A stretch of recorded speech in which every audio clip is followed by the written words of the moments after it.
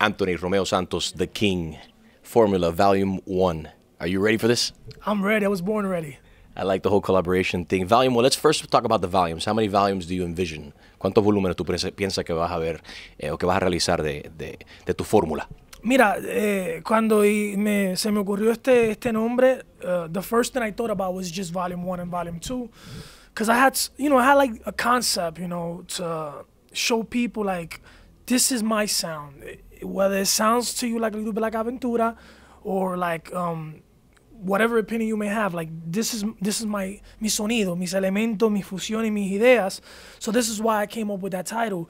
Maybe another volume, and then I'll just come up with other titles that are interesting para que la gente no se canse de volume, formula, Collaborating with great names, huge names in the hip-hop industry, crossing over, of course, English, Spanish, Lil Wayne, Usher, of course.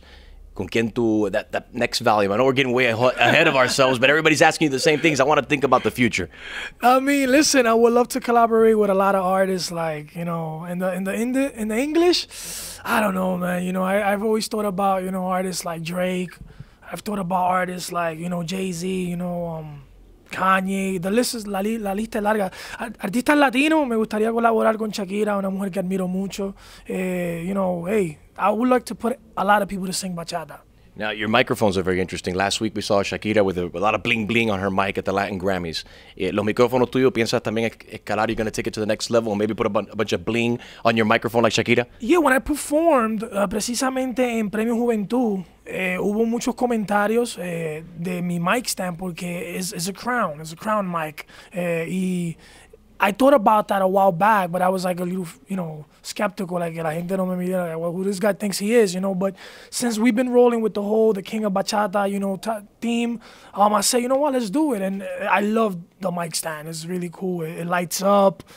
Pretty damn expensive mic stand, so I hope I never lose it, and I'm going to use it for the rest of my life. It's functioning, it's original. You got to use it. It's an investment you already made. Yeah, a large one. Ahora te estás estrenando en la televisión norteamericana, específicamente para la cadena ABC como productora ahora de una comedia. Are you venturing out to be the male version of Sofía Vergara? She's had great success on American television. Is that what you envision? I definitely always, siempre quise, mostrar una nueva faceta mía como actor. I just never thought it was going to be this quick, Will Smith and his camp, reached out. Me hicieron esta propuesta increíble. I was like, you guys want me to sing in the show or you guys want me to act? Because I've never acted. And they're like, nah, we want you to act, And I was like overwhelmed. I was like, wow, It's kind of a show that va a tratar de proyectar. It's kind of like just a beautiful theme that we couldn't relate to. Where my father in the show is very traditional, un hombre bien radical. It's like what he says is like, this is what it is, closed-minded, at times. And he wants to own the family business by basically, putting everyone in the family to work there. And cuando se lo lleve el Diosito, I take over and I'm trying to become an entrepreneur. I'm like, nah, man, I'm on some other level mentality, mentally speaking. And, it's a great show, that I think that it's great because I get to represent Latinos, just like Sofía Vergara. I love a show, man. It's really great, and now we just need more of that, so we're no longer minority. It's our time now. It's our time. You've come a long way. 10 years ago, I'll never forget that you walked up to me, estabas en chancletas. And I love telling the story because it's your success story, and it's a lot of Latino success stories within the United States, and people look at you because you are an inspiration to many of us.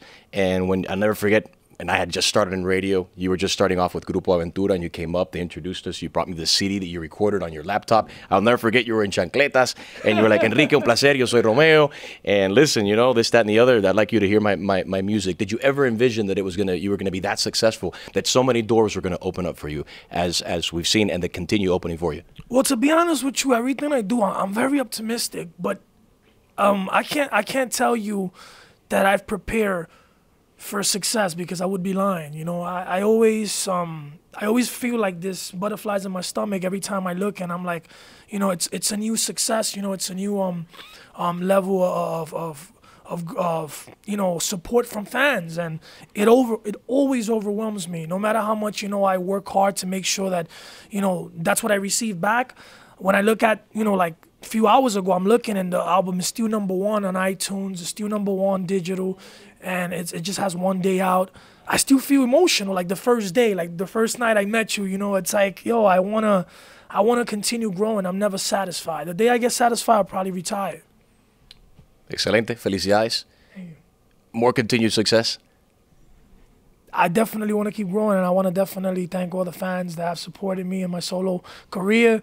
Y nada, estamos aquí trabajando. Y por supuesto, te hace falta una persona para esa etapa cuando te iniciaste como cantante, con el grupo originalmente. Esa persona que tú le llevaste el disco en la academia, en la comedia de ABC, te hace falta esa persona.